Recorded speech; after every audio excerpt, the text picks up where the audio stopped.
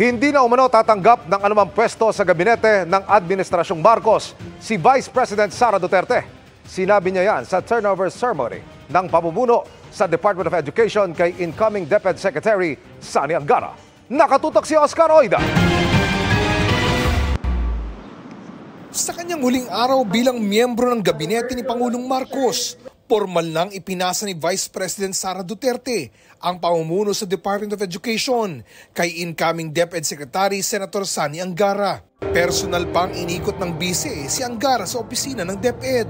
Aaminin ko na sa ikli ng panahon, may mga hakbang na sadyang hindi natin natapos.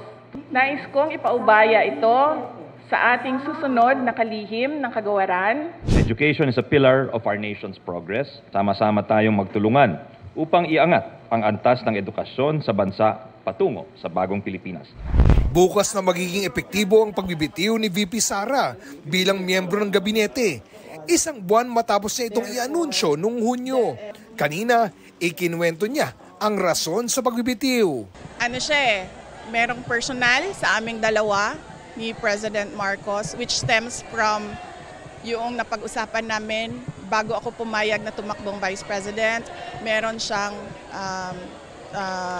sa trabaho at meron siyang sa bayan.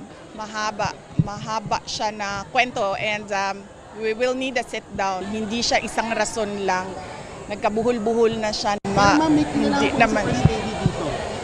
No. Kasi wala naman din kinalaman si First Lady sa trabaho namin ni Pangulong Marcos. Ayon pa kay VP Sara, okay naman yung relationship namin ni President Marcos.